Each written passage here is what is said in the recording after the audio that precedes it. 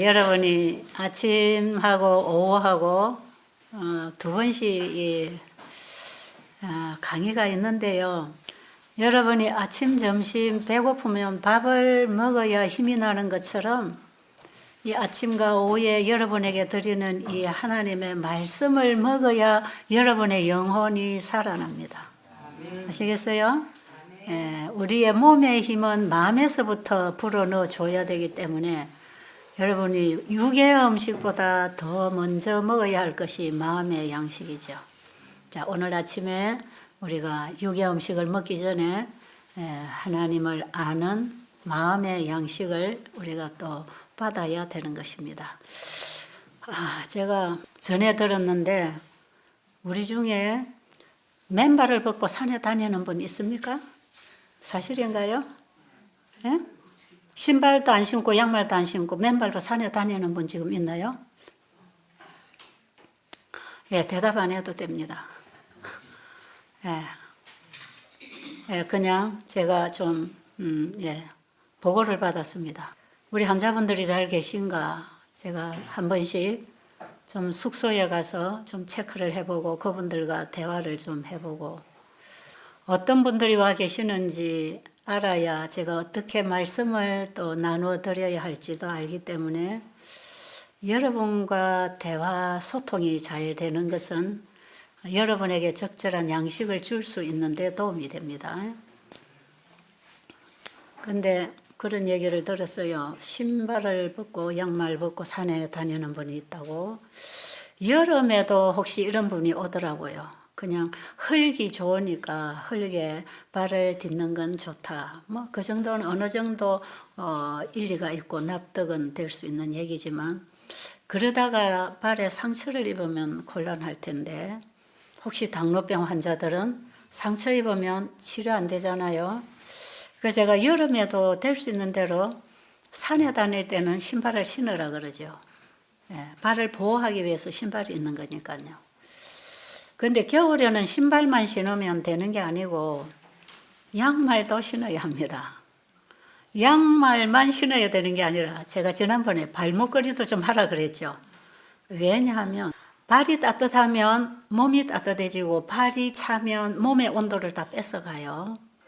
그래서 몸이 찰 때 우리는 따뜻한 물에 발을 담그면서 몸에 열을 올려주고 그렇게 하잖아요. 우리 인체의 온도는 항상 한 36.5에서 37도 사이를 유지를 해야 합니다. 그 이상이 돼도 기력이 세포가 힘을 잃어요. 그리고 그 이하가 되어도 세포가 힘을 잃습니다. 우리 몸은 항상 우리 몸에 필요한 적절한 온도를 항상 유지해 줍니다. 그래서 좀 모자라면 열을 올려주고 또 소모시켜주고 이렇게 하면서 몸이 항상 우리 몸을 조절을 하고 있는데 이런 겨울에는 여러분들이 대부분 외부로부터 공기가 차기 때문에 피부로부터 호흡기로부터 찬 공기가 많이 들어가고 있잖아요. 이럴 때는 되도록이면 이 몸을 잘 감싸주고 여러분이 이 몸의 온도를 빼앗기지 않아야 되는데 신발을 벗고 맨발을 벗고 지금 만약에 산에를 갔다고 할 때 그 발이 첫째는 동상이 걸릴까 좀 염려가 되고요. 그리고 발이 그렇게 시리고 추울 때 몸이 얼마나 춥겠습니까? 온도가 떨어지면 또 면역이 떨어지죠. 그리고 감기 걸리기도 쉬워요. 절대로 그러지 마세요. 그만 여기 왔으면 여기 법을 한번 따라 보세요. 더 좋은 거 있을 수도 있습니다. 뭐 배들이 다 아는 건 아니니까요. 더 좋은 거 얼마든지 있을 수 있고 또 여러분에게 도움이 될 수 있겠고 여기서 먹는 음식도 여러분이 집에 가서 개인적으로 더 건강식으로 챙겨 먹을 수가 있어요. 기본적으로 이런 선에서 우리가 음식을 먹고 이런 생활을 한다는 것을 그저 베델에서 도와드릴 만큼 준비된 것만큼 여러분에게 도와드리면서 여러분 스스로가 바른 생활을 하도록 그 바른 생활이 어디 있다 그랬죠? 창세기 1, 2장의 생활이 바른 생활입니다. 오늘날 우리가 병을 앓고 있는 이 원인은 잘못된 생활 습관에서 얻어진 병이기 때문에 우리의 생활 습관을 고쳐야 되는데, 그 생활 습관이 잘못된 것을 바르게 고치는 그 바른 것이 하나님이 원래 주신 그 생활, 원래 우리가 먹고 살아야 할 양식, 원래 믿어야 할 우리의 믿음의 주, 창조주, 원래 남자와 여자를 창조하시고 서로 돕는 관계로 가족을 이루고 사회를 이루고 살도록 하신 그 원래 하나님이 세우신 법칙, 그쪽으로 돌아가는 것. 그래서 우리가 창세기 1, 2장의 생활로 돌아가는 것이, 사람들이 흔히 뉴스타트 한다 그러죠. 그 뉴스타트는요, 결국 그 근원을 찾아 들어가면 창세기 1, 2장에서 다 온 것입니다. 그래서 우리는 뉴스타트라는 단어보다 창세기에 우리를 만드신 분이 고치시는 처방이 바로 창세기 1, 2장에 있다는 것을 가르치고, 우리를 창조하신 하나님을 바로 믿고 살도록 가르치는 게 중요한 것이에요. 자, 그래서 에덴 동산에 아담 하와가 신발 신고 다녔나요? 그런 얘기 하는 분이 있어요.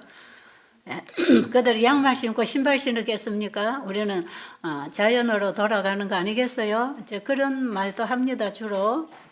그런데 에덴 동산에는 죄가 없었기 때문에 병도 없고 해치는 물질도 없고요, 해치는 곤충도 없고요, 그리고 이렇게 추운 겨울도 없고요. 에덴 동산의 환경하고 지금 우리가 사는 환경은 상상을 할 수 없을 만큼 환경이 다릅니다. 그렇기 때문에 에덴 동산 생각하고 발 벗고 다니지는 절대로 마시고요. 그래서 감기 들면 옆에 사람에게 또 이제 이 감기가 자꾸 옮아가기 때문에 옆에 있는 분이 또 피해를 입게 돼 있어요. 감기는 이 호흡기를 통해서 자꾸 전염이 돼서, 혹시 여러분 감기 걸렸으면 반드시 좀 마스크를 쓰시고, 저녁에 주무실 때도 마스크를 푹 삶아서 따끈하게 해서 젖은 마스크를 쓰고 주무시면 훨씬 목이 안 아프고 감기가 빨리 달아납니다. 좀 그렇게 해주시고, 수가루를 먹어서 잘 안 되면 골든씨를 좀 먹도록 하고, 골든씨를 갖고도 잘 안 듣는 분은 일단 약을 응급 처방을 받아야 합니다. 그래서 감기는 빨리 잡아야 돼요. 몸의 면역력은 약한데 자연치료 한다고 가만히 있으면 한 달, 두 달 갈 수가 있어요. 지금 여러분의 몸은 면역이 약합니다. 그래서 다 암이 걸렸잖아요. 그러니까 무조건 약을 안 쓴다, 무조건 병원에 안 간다가 아니고, 필요적절하게 우리 몸의 필요에 따라서 몸을 도와주도록 우리는 그런 융통성을 가지고 너무 극단적으로 흐르지 말고 필요에 따라 도움을 받을 수 있도록 그렇게 하시고요. 그리고 여러분이 또 병원의 도움을 꼭 받아야 될 분들은 병원으로 즉각적으로 가셔야 되는 경우도 있으니까, 여기 계시다가 이 몸이 도무지 회복을 못하고 여러분이 고통스러울 때는 일시적으로 병원에 가서 도움을 받을 때 훨씬 편할 수가 있어요. 여기는 의사가 없습니다. 여기 간호사도 의사도 없고, 여기는 치료 행위를 하는 곳이 아닙니다. 의료 행위를 여기는 할 수 없는 곳이에요. 여기는 건강 교육을 시키는 곳이에요. 그래서 건강 연수를 받고 교육받고 나가는 곳이니까, 여러분이 배우고 실천하고 습관을 길들여서 집에 가서 어떻게 살아야 되는가, 올바른 생활 법칙, 올바른 신앙의 법칙, 인간관계의 법칙, 우리가 살아가면서 반드시 관계 속에서 지켜져야 할 이 중요한 법칙을 배우고 집으로 돌아가는 것이기 때문에, 여러분이 여기서 치료가 다 안 돼도 절대로 좌절하지 마시고, 어떤 경우에는 1, 2주만 해도 치료될 수 있는 병이 있는가 하면, 어떤 경우에는 한두 달에 가도 낫지 않고 1, 2년이 가도 안 나을 수도 있는 병이 있습니다. 똑같은 암이라 할지라도 그 사람의 몸의 상태에 따라서, 마음의 상태에 따라서 전혀 다릅니다. 그렇기 때문에 여러분들에게 되는 길을 계속 제시해 드리고 있지만 여러분이 못 따라갈 수도 있고요. 여러분은 하고 있는데 이 몸이 못 따라갈 수가 있습니다. 그래서 우리가 그 도움을 우리 몸이 전혀 전달받지 못할 수도 있는 그런 환자분들이 계시기 때문에 분명히 이것은 되는 길이고 하나님 일을 하시고 계시지만 우리 개인에게 문제가 있다는 걸 알아야 돼요. 저 사람은 암이 나았으니까 나도 낫겠네. 그렇지는 않습니다. 그리고 우리가 하나님 법칙대로 잘 따라 순종을 했다 할지라도 똑같이 와서 했는데 똑같이 믿음으로 했는데 어떤 사람은 회복이 되는가 하면 어떤 사람은 회복이 안 될 수도 있어요. 우리가 할 일은 하나님께서 말씀하신 그 말씀에 믿음으로 순종하는 것이 우리가 할 일이고요. 그 결과는 하나님이 뜻대로 우리에게 주실 것입니다. 그런데 하나님이 하실 일이 있고 우리는 우리가 할 일이 있어요. 우리는 하나님의 말씀, 하나님을 믿고 그 말씀에 순종해야 되는 신앙이 우리에게는 필요한 사람들이고 하나님은 그 말씀하신 일을 우리가 순종하는 믿음을 보시고 이루어 주시는 분입니다. 그러니까 하나님이 하시는 일이 있고 우리가 해야 할 일이 반드시 있다는 걸 아시고 그냥 기도만 하고 앉아 있으면 병이 낫는 게 아니고 누가 안수했다고 병이 낫는 게 아니고 또 뭐 유명한 의사를 찾아가서 도움을 받았다고 다 되는 것도 아니고 하나님의 치료는 하나님의 법칙을 따를 때 일어납니다. 그래서 우리가 삶의 법칙을 지금 배우고 실천하고 여기서 그걸 교육받고 나가는 곳이니까 여러분들은 열심히 배워야 합니다. 그러니까 여기는 환자들이 와서 건강 교육받는 장소예요. 그래서 수양원이라 그러죠. 여기는 요양원이 아닙니다. 수양원. 그래서 여러분이 마음껏 쉬고 배우고 먹고 회복하고 가는데 이것은 병원에 가면 병이 낫는다고 할 때 육체의 병을 다루고 있지만 여기서는 마음의 병도 함께 다루고 있어요. 하나님의 말씀이 능력이 있어서 우리의 영과 혼과 몸을 회복하고 재창조하는 그 손길을 우리가 경험해야 합니다. 이해하시겠어요? 지금 하나님 살아계십니다.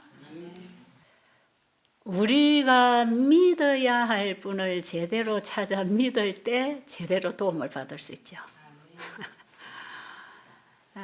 우리가 이 땅에 태어나서 뭐 대충 뭐 우리가 잘못하고 사는 건 많잖아요.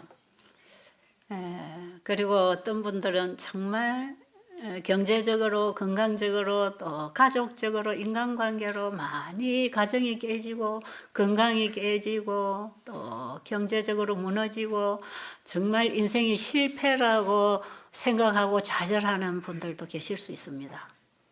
그런데 사실 그것은 크게 좌절할 일은 아니죠. 그것은 그저 우리가 못 가져도 뭐 가지면 좋고 못 가지면 좀 불편한 것 뿐이죠. 그런데 우리가 반드시 이루어야 하고 반드시 우리가 해야 할 일, 절대로 실패하면 안 되는 것이 뭐냐 하면 신앙입니다. 신앙. 신앙은 실패하면 안 됩니다. 그래서 우리 신앙은 바로 알아야 합니다. 바로 믿어야 합니다. 그래서 우리가 믿어야 할 대상이 누군가 바로 알아야 합니다. 믿어야 할 대상이 누구지요? 창조주입니다. 창조주. 이 세상에는 나를 믿으라고 하는 신들이 너무 많습니다. 예. 그 다 사람들이 만들어 놓고 믿는 신입니다. 사람의 손으로. 그렇죠? 그런데 창조주는 사람이 만들어 놓고 믿는 신이 아니고 그분이 우리를 만드셨다는 것입니다. 그러면 도움이 되겠습니까? 우리 인간에게 도움을 줄 수 있는 분은 창조주밖에 없어요. 그분을 알고 그 창조주를 알면 그리고 그분이 우리 죄인을 구원하러 오신 구세주라는 것을 알게 되면 그분의 사랑을 알고 그분의 능력을 알겠죠? 그러면 그분을 믿게 되는 것입니다. 하나님을 알면 하나님을 믿게 되지요. 믿음은 누가 준다 그랬죠? 믿음은 내가 만들어내는 게 아니고 상대가 주는 것. 어제 우리 전도사님도 그 얘기 했잖아요. 믿음은 내가 스스로 만들어서 스스로 믿음을 가지는 게 아니고 믿음도 상대가 주는 것. 상대가 믿음을 줄 때 믿어지는데 상대가 믿음을 주지 못하면 아무리 믿어라 해도 절대로 안 믿게 돼 있어요. 믿음을 심어주는 건 인간관계에서도 참 중요한 것입니다. 저 사람은 한번 약속하고 한번 말하면 자기에게 손해가 될지라도 약속을 지키는 사람이야. 그럼 믿을만 하겠습니까? 인간 중심의 신앙, 믿음도 그렇게 해서 상대가 나에게 그 신뢰할 수 있는 믿음을 주는 것이에요. 내가 저 사람을 믿기 때문에 내가 잘하는 게 아니고 저 사람이 나로 하여금 믿도록 해준 그 사람이 잘하는 사람이지요. 그렇죠? 네. 그런데 하나님을 우리가 알면 그분은 믿을 만한 분 아닙니까? 그런가요? 그래서 창조주를 전하라. 새 천사여 창조주 전하라. 기별 속히 전하라. 이 새 천사 노래가 있죠. 이 새 천사 노래가 지금 한국말로도 부르고 있고 우리 찬미가 있죠. 제가 외국에 나가서 새 천사 의료선교 세미나 할 때에 영어로 번역을 해서 영어로 다 부르고 있는데 가는 나라마다 자기 언어로 또 번역을 해가지고 불러요 지금. 그래서 가는 곳마다 이 새 천사 노래가 지금 퍼져나가고 있습니다. 이 새천사 노래를, 이 새천사 기별을 전하는 현장에서 이 노래를 부르면요, 너무 실감나고 감동되고 가슴이 늘 저려오고 곳곳에 찡하고 눈물이 고이고 가슴이 벅차요. 이 나라에서 저 나라로 새천사여 복음을 전하라. 기별 속히 전하라. 이 노래를 부르면요, 저는 선교지마다 가서 울면서 이 노래 불러요. 정말 내 가슴이 그런 사명으로 불타고 뜨거워 있기 때문에, 그리고 그 현장에 가서 이 나라 저 나라로 다니면서 그 나라 언어로 이 나라 언어로 전하면서 얼마나 가슴이 벅찬지 몰라요. 이 기별이 전파되어야 예수님이 오십니다.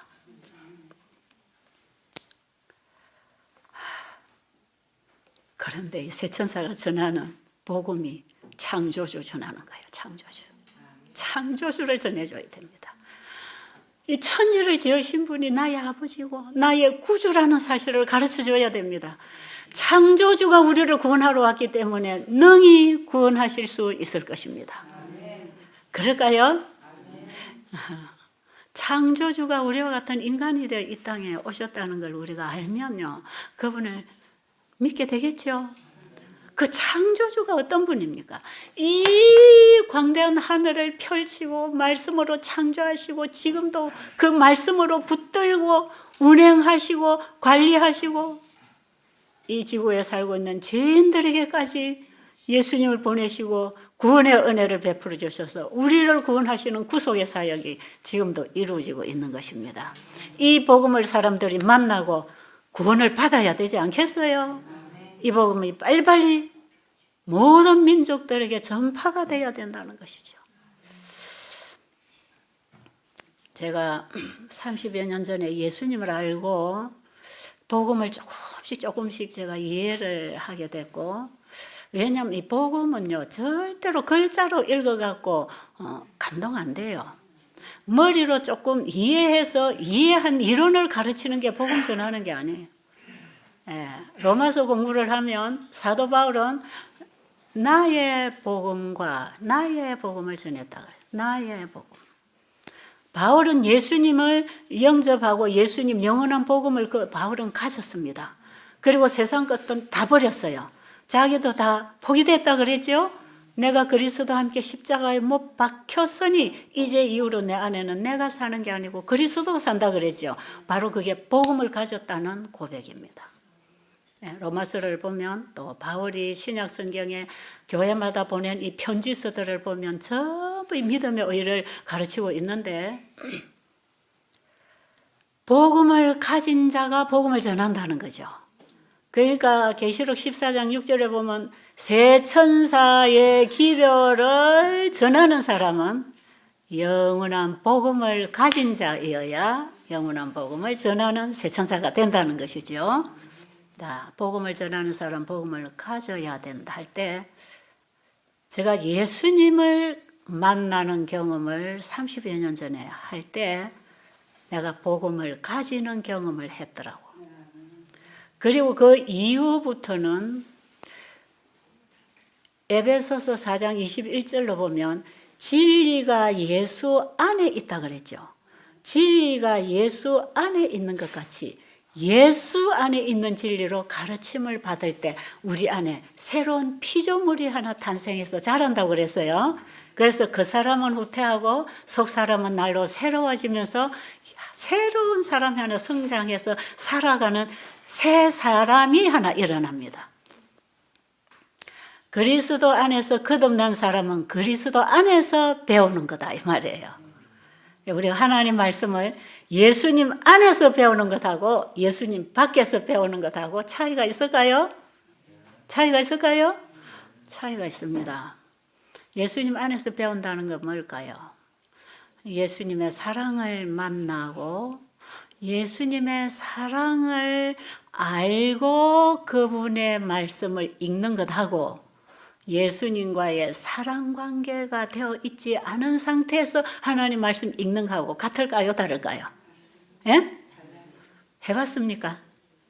해보셨나요? 예를 들면 이런 거죠. 자, 예를 들어서 내 친구가 하나 있어요. 내가 어떤 남자하고 교제를 하고 있습니다. 내가 그 남자를 참 사랑하고 그 남자도 나를 참 사랑했어요. 여러분, 이거 사실이 아니고 제가 지금 비유를 들어서 예를 드는 거예요. 또 저 채집사 사랑하는 남자 있대 이렇게 생각하지 마세요. 자, 사랑하는 남자가 하나 있어요. 연락에 열애를 합니다. 여러분, 연애를 하면 가만히 있습니까? 편지를 주고받든지 요즘 같으면 전화를 하든지 카톡을 하든지 매일 교제를 해야 되잖아요. 교제를 하는 건 왜 합니까? 상대가 나를 얼마나 좋아하는지 그 상대의 가슴을 만지고 싶어서 그 가슴에 있는 사랑을 먹고 싶어서 편지 받으면 편지부터 개봉하고 전화하면 그 전화가 제일 바쁘고 카톡이 오면 그 카톡부터 보고 싶고 그 사람에게 사랑이라고 하는 것이 관계가 이루어지면 그 사람이 무슨 말을 하는가에 관심이 생기게 돼 있죠. 그렇게 되던가요? 그리고 상대가 주는 말이 그게 무슨 말인지를 알아듣지요. 가슴에서 그 상대가 하는 모든 말을 요즘에 괜찮아? 감기 안 들었어? 건강해? 이 소리도 어떻게 들립니까? 사랑의 메시지로 온단 말이에요. 보통 사람들이 하는 얘기인데도 사랑하는 사람이 말해줄 때는 그게 사랑으로 다가오는 거예요. 우리는 다 보이는 사물을 통해서 보이지 아니하는 영적 사물을 이해한다고 했어요. 자, 근데 제가 이 편지를 받고 너무너무 이제 행복하단 말이에요. 그러니까 내 친구한테 이 편지 좀 보여줍니다. 내가 지금 이런 사람하고 사귀고 있는데 이렇게 나를 좋아하고 있단다. 한번 봐. 이렇게 편지도 너무 잘 썼어. 그래가지고 친구한테 자랑을 했다. 친구가 그 편지를 보면 감동 먹을까요? 안 먹을까요? 친구가 그 편지 보고 감동 먹을까요? 여러분은 남의 연애 편지 보고 감동 먹겠습니까? 아유, 닭살이네. 그러겠죠? 그래 하나요? 에이구, 콩깍지 끼었네. 그러고 소름 끼친다 그러겠죠? 내 친구하고 그 사람하고의 관계는 이 사랑이라고 하는 관계가 없습니다. 없는 관계에서 남의 연애 편지를 봤을 때 자기에게는 아무 감동이 없어요. 왜? 자기에게 주는 말이 아니니까. 감동 없어요. 그런데 그 편지는, 나는 그 편지가 너무 가치가 있고 너무 소중하고 나는 이 편지를 읽으면 행복하고 힘이 나고 그 사람을 또 사랑할 수 있고 그러던가요? 그런 거 한번 해봤나요? 안 해봤나요? 여러분 그런 거 한 번도 안 해보면 억울할 겁니다. 좀 해보세요. 우리 아직 결혼하지 않은 우리 젊은이들 있는데 그런 관계. 우리 중국에서 지금 이 선교사 부부가 왔는데 참 예뻐요. 참 예쁜데 이 부부가 참 신앙으로 살고 싶고 의료 선교를 중국에서 하고 싶어서 지금 우리 중국 선교사 학교에서 공부를 하다가 여기 와서 이제 한번 견학해 보려고 지금 왔어요. 그런데 이 젊은 부부가 얼마나 예쁜지 몰라. 두 사람이 과일 한쪽도 넣고 딱 손잡고 기도하고 먹고 두 사람이 얼마나 잘 배우고 마음이 열리고 영적인지 참 예뻐요. 예. 자, 저 두 사람 사랑할까요? 안 할까요? 저 두 사람 사랑할까요? 안 할까요? 예. 너무 사랑하면 따라갈까요? 그럴 수 있을까요? 근데 저 집에 연애한 얘기를 제가 간접적으로 좀 들었는데 여자가 신앙을 하고 남자는 신앙을 안 했대요. 근데 남자가 여자를 참 사랑했대요. 근데 여자가 뭐라 했게요? 당신이 예수를 안 믿으면 나는 당신하고 교제할 수 없어. 결혼도 할 수 없어. 그러니까 당신보다 누가 더 좋다? 예수님이 나는 더 중요하다. 자, 그러니까 남편이 너무 여자를 사랑하니까 당신이 좋아하는 거 나도 할게. 그리 된 거죠. 예, 사랑하면 그렇게 될까요? 예, 당신이 원하면 내가 당신 믿는 예수님 나도 믿어줄게. 아마 처음에는 예수님을 모르니까 믿어주려고 약속했겠지요. 이제 믿어주려면 억지로 믿어주면 안 돼요. 억지로 믿어준다 해가지고 결혼하고 나면 포기해버리거든요. 믿어줄게가 아니고 자기가 믿어줘야 되잖아요. 예, 믿어주는 남편 데리고 살면 영적으로 안 맞아서 못 삽니다. 같이 믿는 사람이 만나야 호흡이 맞겠죠? 그러니까 남자가 정말 아내가 믿는 그 예수님이 누군지를 알고 싶어서 성경 공부를 했어요. 성경 공부를 해보니까 그분이 자기에게 소중한 분이 되었단 말이에요. 정말 믿어야 할 분이더라 이 말이죠. 그래서 지금은 아내보다 남편 되는 분이 더 열심히 공부하고 신앙도 더 좋다 그러네요. 맞나요? 누가 듣고 와서 저한테 그 얘기를 해줬어요. 그 제대로 된 거다. 저 그랬어요. 제대로 된 거다. 저런 부부가 중국 땅에 가서 이 의료 선교를 통해서 지금 이 세천사 기별을 전한다면 얼마나 좋겠습니까? 저는 저런 젊은이들이 많이 이 복음의 이 기별을 받고 자기 나라에 가서 기별자가 되기를 바랍니다. 제가 중국에를 많이 다녔지만 외국인이 가서 복음을 전하는 건 정말 어려워요. 지금 그 허용이 안 됩니다. 그러고 지금은 더 심각해요. 그런데 그 나라에 있는 사람이 자기 민족들에게 복음을 전해야 되잖아요. 그래서 저는 저분들이 정말 좋은 교육을 받고 있다고 생각이 들고 훌륭한 세천사들이 되어서 중국 땅에 세천사 기별을 전하기 위해서 공중을 나는 날개를 하나 받아서 달게 되기를 바랍니다. 성령의 날개를 달아야 합니다. 자, 성경을 옛날에 제가 읽을 때는 정말 성경 시시했어요. 재미가 없어요. 그런데 제가 정확하게 37살, 전 나이를 그건 딱 기억을 하니까요.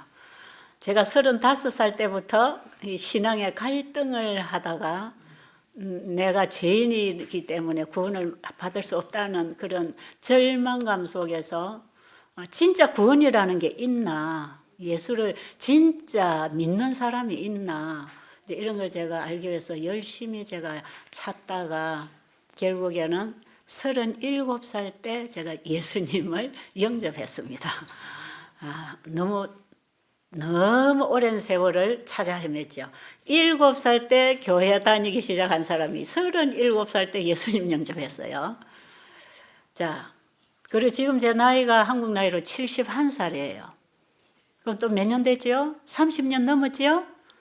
그 예수님을 영접했다는 것은 예수님의 사랑을 만났다는 거 아닙니까? 그렇죠? 가슴에 예수님을 사랑하게 되는 새 마음이 하나 생겼다 이런 말이에요. 예수님이 너무 좋은 것입니다. 이 구원의 큰 선물을 제가 공짜로 받았잖아요.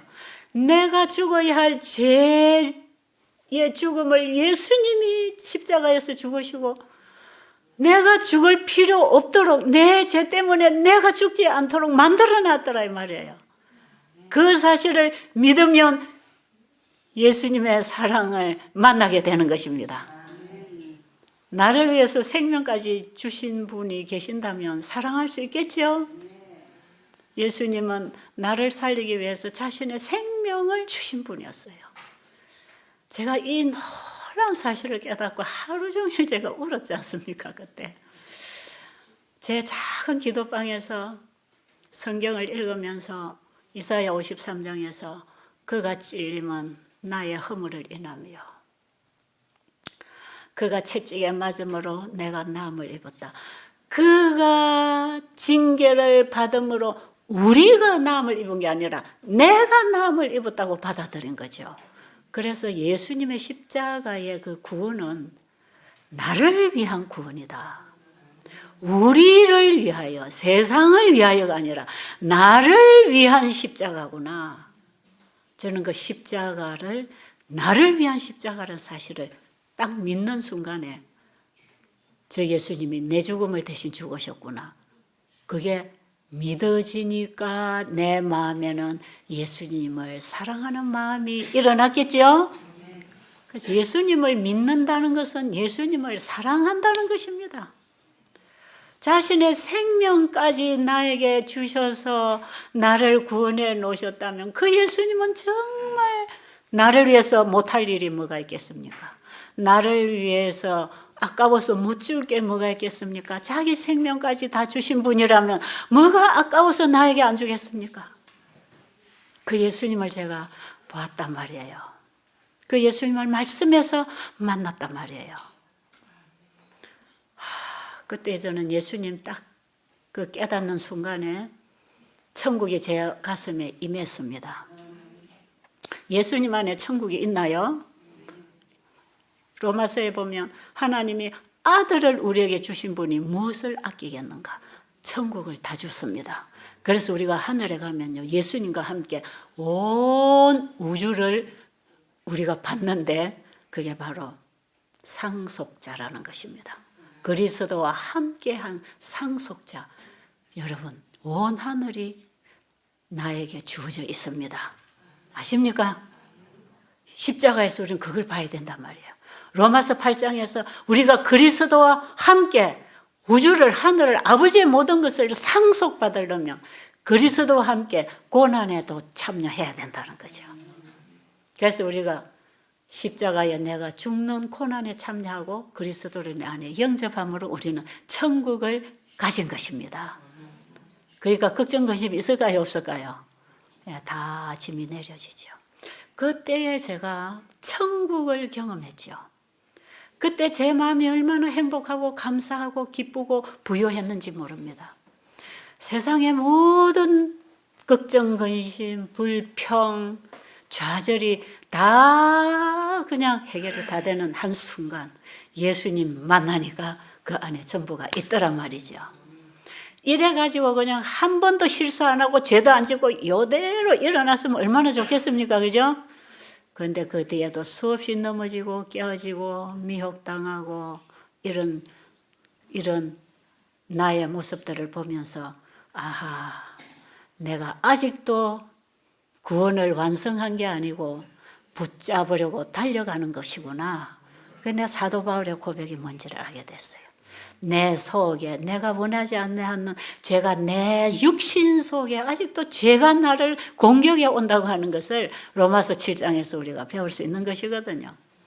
우리는 우리 스스로 아무것도 할 수 없는 공고한 인간들입니다. 오직 예수 그리스도를 믿음으로 말미암아서만 희망이 있는 것이죠. 그래서 의인은 믿음에서 믿음으로 계속 믿음으로 갈 때만 승리하는 것이에요. 그런데 제가 그 예수를 일단 만났잖아요. 내 가슴 속에 새 사람이 하나 탄생했잖아요. 예수님을 사랑하는 새 마음이 하나 일어났단 말이에요. 옛날에는 그 예수님을 사랑하는 게 뭔지도 몰랐어요. 그냥 교회 다니면서 남이 기도하니까 기도하고 남이 찬미 부르니까 찬미하고 그냥 남 따라 신앙하고 그냥 남 따라 다 했어요. 근데 제가 예수님을 만나고 나니까 내가 예수님을 사랑하게 되니까 내 스스로 예수님을 따라가고 싶고 내 스스로 예수님 말씀 보고 싶고 말씀 보면 순종하고 싶고 다른 사람에게 나눠주고 싶고 연애편지 내만 보면 그거 가지고 아까우니까 옆에 친구한테 한 보라고 가르쳐 주듯이 내가 너무 좋으니까 친구에게도 이거 좀 읽어봐라. 근데 이 친구는 내 연애편지 받고 감동 없어요. 나는 너무 행복하고 감동인데 이 친구는 감동 없는 거죠. 여러분 제가 옛날에 아무리 성경을 봐도 목사님 설교를 들어도 하나의 지식적으로 이해한 그것도 우리가 진리를 지식적으로 이해하는 게 한계가 있기 때문에 이는 지식으로 안다는 게 아니고요. 이거는 영으로 깨달아 경험하는 것이거든요. 근데 제가 옛날에 약간 들은 풍을로 읽은 걸로 지식적으로 이런 거야 저런 거야 하면서 아무것도 이해 못하고 그냥 조금 들은 걸 갖고 설명하고 가르치고 그러던 것이 예수님이 내 가슴 속에 사랑으로 만나줘서 예수님과 내가 사랑의 관계가 딱 맺혀지고 나니까요. 그때부터는 성경 말씀이 관심이 생기고 말씀을 보면 꿀송이처럼 달고 하루도 그 말씀 안 먹으면 살 수가 없어요. 그 사랑 나를 위하여 목숨까지 주신 분이 오늘도 나에게 뭐라고 말씀하시나 그것이 궁금해서 성경을 펴고 공부를 하는 거다 이 말이에요. 우리가 하나님의 계명을 지키려고 노력해서는 100% 불가능입니다. 여러분 사랑해라 봉사해라 친절해라 뭐 어째라 저째라 이래야 된다 저래야 된다. 옛날 바리새인들이 꼭 그걸 가르쳤지요. 저는 그 불가능이었습니다. 살인하지 말라 간음하지 말라 문자 그대로 하면 안 하죠. 그런데 예수님 뭐라 그랬죠? 음욕을 품어도 간음했다. 탐내는 것도 도둑질이다. 미워해도 살인했다. 여러분 그 죄에 안 걸릴 사람이 있나요? 다 걸려요. 지킬 수 없어요. 그런데 그 계명을 지켜야 된다고 저는 얼마나 많이 배웠겠습니까? 해야 되고 안 해야 되고 해야 되고 안 해야 되고 이런 걸 행위로 얼마나 제가 신앙을 전부 다 해야 되고 안 해야 되는 걸로 신앙을 배웠기 때문에 저는 구원을 받을 가망성이 0.1%도 없다는 걸 제가 알았어요. 얘는 할 수 없다. 그러니까 할 수도 없는 걸 왜 하라고 하지? 늘 그런 불평을 가지고 성경을 읽었어요. 그런데 예수님을 만나고 나니까 내 마음이 그분을 사랑하게 되니까 그 사랑이 내 안에 역사하니까 그 말씀대로 하고 싶을까요? 하나님을 사랑하는 것은 이것이니 우리가 그의 계명들을 지키는 것이라. 자, 계명이 어떻게 지켜집니까? 자, 요한일서 5장 1절로 보면 거듭날 때 하나님의 사랑을 알고 하나님의 사랑을 알면 하나님 말씀을 순종하는 것입니다. 순서가 그렇게 돼 있어요. 그래서 거듭나지 않은 죄인들에게 지키라고 준 율법이 아니고 하나님의 백성들이 지키고 살 법이 하나님의 율법입니다. 거듭나지 않은 사람들은 율법을 지킬 어떤 생명적 힘이 없습니다. 그 생명이 사랑이고 그 사랑이 내 안에 와야 그 계명을 지킬 힘이 오는 것이죠. 가지가 나무에 붙어야 나무가 주는 생명 에너지로 가지가 자라고 꽃을 피는 거지, 가지가 나무에서 잘라진 상태에서는 절대로 자랄 수 없는 거하고 똑같아 이 말이에요. 그래서 우리가 하는 복음을 전할 때 예수님을 그들에게 전해줘야 됩니다. 그분이 영원한 복음이고 그분이 창조주이시기 때문에 사람들이 예수님을 알고 예수님을 마음에 영접하면 그 다음부터 자기들이 말씀을 먹고 사는 것이에요. 그냥 말씀을 먹고 사는 것 자체가 계명을 지키는 것입니다. 자, 하나님을 사랑하고 그 말씀을 먹는 사람이 간음할까요? 도둑질할까요? 살인할까요? 남의 아내를 빼앗을까요? 이웃집 물건을 탐내고 욕심 부릴까요? 하나님의 사랑이 가슴에 역사하고 천국을 가진 사람이 이 땅에 있는 사람들 가지고 있는 거 탐내고 죽이고 취할 수 있을까요? 그렇게 되지 않습니다. 가치관이 다릅니다. 땅의 것을 구하지 않는 사람이 되는 것이에요. 그렇기 때문에 우리는 그 이웃들에게 이 천국 복음을 전해주고 싶은 대상으로 만나기 때문에 그들이 가지고 있는 걸 취하려고 하지 않는다 이 말이에요. 이해하시겠습니까? 그래서 하나님을 사랑하는 사람은 계명을 지키고 사는 것인데, 계명을 지키는 것은 도둑질 안 하고 살인 안 하고 간음 안 하는 거다 말이에요. 이거 안 하는 것이다 이 말이에요. 그런데 안 하려면 뭘 해야 되는가? 계명을 지켜야 되는 것입니다. 그래서 우리는 하나님의 말씀을 순종하기 때문에 불순종의 길에서는 이미 돌아서 버린 사람들이에요. 그렇게 되겠습니까? 이해하셨나요? 어떻게 순종이 이루어지는지 아시겠어요? 여러분, 순종은 행위를 놓고 말하는 게 아니에요. 예수님의 사랑이 내 안에 와서 역사할 때 내 감정과 내 동기와 원칙이 하나님의 말씀에 굳게 섰을 때 그것이 행동으로 나가는 것은 하나의 몸이 반응하는 결과로 된 것입니다. 그래서 우리 몸은 스스로 활동하는 게 아니라 마음에서 주는 신호를 받고 반응하는 것이지요. 그래서 믿음과 순종은 하나라는 것입니다. 그래서 사도 바울이 로마서에 보면 믿어 순종케 되나니, 믿어 순종케 되는 복음을 믿음으로 말미암는 의라고 가르칩니다. 바울이 로마서 1장에서도 중간중간에서도 이방인들 하여금 모든 민족을 하여금 믿어 순종케 되는 복음, 그것이 내가 가진 복음이고 나도 예수를 믿어 이렇게 일을 하고 있다. 내가 전하는 이 복음, 내가 하는 모든 일은 예수를 믿음으로 말미암아 그 사랑에 강건되어서 그분이 주신 능력에 따라 내가 일꾼이 되었다. 이게 다 믿음의 의를 자기 신앙 고백을 통해서 증거하고 있는 복음이 로마서를 중심으로 해서 신약의 바울이 쓴 복음서들입니다. 그런데 이것은 똑같이 우리에게도 예수님을 만나면 그 사랑에 강건되는 능력에 따라서 그 말씀에 순종하는 일을 하는 것이지요. 그래서 이 복음을 가지면 사람들에게 복음을 전해줄 수 있는 것입니다. 그래서 바울과 같은 복음 전도자가 되는 것이지요. 그래서 내가 예수님을 사랑하면 자꾸 예수님을 말하게 되지요. 그런가요? 내가 예수님을 사랑하면 예수님 얘기 자꾸 한다 이 말이에요. 왜?